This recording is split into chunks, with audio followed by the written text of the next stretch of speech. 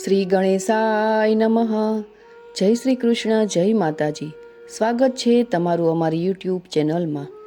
મિત્રો, આજના આ વિડીયોમાં જોઈશું આપણે હોળાષ્ટક ક્યારથી પ્રારંભ થાય છે તથા હોળાષ્ટક એટલે શું અને તેના પૌરાણિક કથા વિશે તથા હોળાષ્ટકમાં કયા કાર્યો ન કરવા જોઈએ. આપને આ વિડીયો કેવો લાગે તે અમને કમેન્ટ બોક્સમાં અવશ્ય જણાવજો. તથા આપને જો આ વિડીયો પસંદ આવે તો વિડીયોને લાઇક કરજો, શેર કરજો અને આપ જો અમારી ચેનલ ઉપર નવા હો તો અમારી ચેનલને સબસ્ક્રાઈબ કરી બાજુમાં આવેલા બેલ આઇકનને જરૂરથી પ્રેસ કરજો, જેથી કરીને નવા વિડીયોની નોટિફિકેશન આપ સુધી તુરંત જ પહોંચી શકે. ધન્યવાદ. ફાગણ માસની શરૂઆત થઈ ચૂકી છે. આજે તારીખ 6 માર્ચ અને ગુરુવારે પંચાંગ અનુસાર ફાગણ સુદ સાતમથી હોળાષ્ટક પ્રારંભ થાય છે. જ્યોતિષીના જણાવ્યા અનુસાર હોળા વત્તા અષ્ટક એટલે 8 દિવસનો સમય, જેને સામી હોળી કે સામી ઝાડનો સમય રહેવાથી શાસ્ત્રોના મત અનુસાર આવા સમયમાં તમામ શુભ માંગલિક કાર્યો, મુહૂર્ત, ઉદ્ઘાટન કાર્યો કરવા માટે નિષેધ માનવામાં આવે છે. કારણ કે સામી હોળીના તરંગો સામે આવવાથી શુભ કે માંગલિક કાર્યો સફળ થતા નથી. હોળાષ્ટકના દિવસોમાં મોટા ભાગના ગ્રહોની સ્થિતિ ઉગ્ર હોય છે. ઉગ્ર ગ્રહોના યોગમાં જ્યોતિષીઓ દ્વારા શુભ કાર્ય ન કરવાની સલાહ આપવામાં આવે છે. તો બીજી તરફ એવું પણ માનવામાં આવે છે કે ગ્રહોની અશુભ સ્થિતિમાં જો કામ શરૂ કરવામાં આવે તો ઘણી સમસ્યાઓનો સામનો કરવો પડે છે. નાના કાર્યોમાં પણ મોટી સમસ્યાઓનો સામનો કરે છે. સફળતા સરળતાથી પ્રાપ્ત થતી નથી. કેટલીક વાર કરવામાં આવેલ કામ પણ બગડે છે, જેના કારણે હોળાષ્ટકના દિવસોમાં શુભ કામ કરવાનું ટાળવું જોઈએ.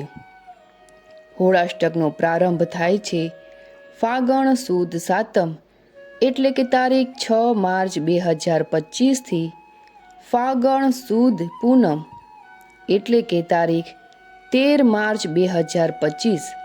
કુલ 8 દિવસ માટે હોળાષ્ટક હોય છે. હવે આપણે જોઈશું હોળાષ્ટક એટલે શું. હિન્દુ ધર્મમાં હોળીના તહેવારનું વિશેષ મહત્વ છે. હોળી ફાગણ મહિનાની પૂનમના દિવસે ઉજવવામાં આવે છે, પરંતુ હોળાષ્ટક ફાગણ મહિનાના શુક્લ પક્ષની અષ્ટમીથી જ જોવા શરૂ થઈ જાય છે. હોળાષ્ટક હોળી અને અષ્ટક શબ્દોથી બનેલો છે, એટલે કે હોળીના 8 દિવસ. સમગ્ર દેશમાં ફાગણ મહિનાની પૂનમ પર હોલિકા દહન કરવામાં આવે છે.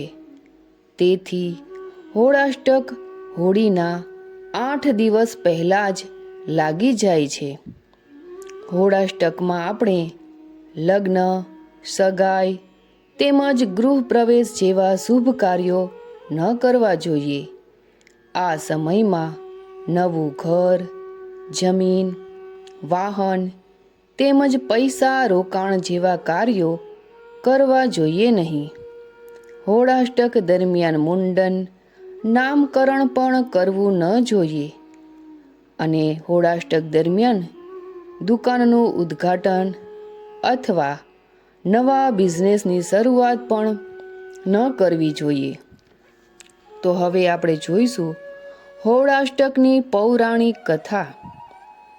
હોળાષ્ટક પાછળની પૌરાણિક વાત પણ છે, જેમાં જણાવવામાં આવ્યું છે કે હિરણ્યકશ્યપે પોતાના પુત્ર નારાયણ ભક્ત પ્રહલાદથી નારાજ થયા હતા. તેમણે પ્રહલાદને મારવા માટે પૂનમનો દિવસ પસંદ કર્યો. પૂનમના દિવસથી 8 દિવસ પહેલાં તેના નિર્દય પિતાએ ત્રાસ આપવાનું શરૂ કર્યું, જેથી તે ડરમાં પિતાનો ભક્ત બની જાય છે. પરંતુ પ્રહલાદ તેની ભક્તિથી ડગતો નથી.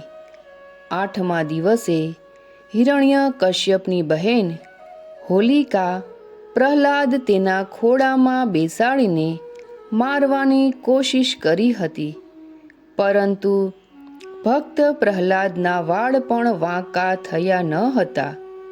હોલિકા સળગીને રાખ થઈ ગઈ હતી. માન્યતાઓ છે કે પૂનમના 8 દિવસ પહેલાં જ્યારે ભક્ત પ્રહલાદે ત્રાસ સહન કર્યો તેને હોળાષ્ટક કહેવામાં આવે છે.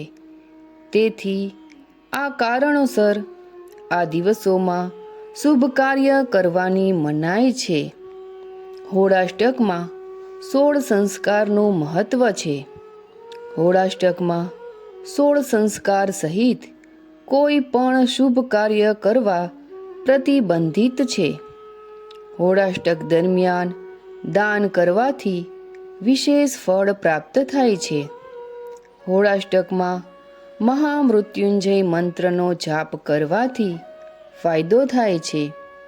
પૂજા પાઠથી રોગોથી છુટકારો મળે છે અને સ્વાસ્થ્ય સારું રહે છે. તો મિત્રો, આજના આ વિડીયોમાં જોયું હોળાષ્ટક ક્યારથી પ્રારંભ થાય છે, તેની પૌરાણિક કથા તથા આ હોળાષ્ટકમાં કયા કામો ન કરવા જોઈએ તેના વિશે માહિતી મેળવી.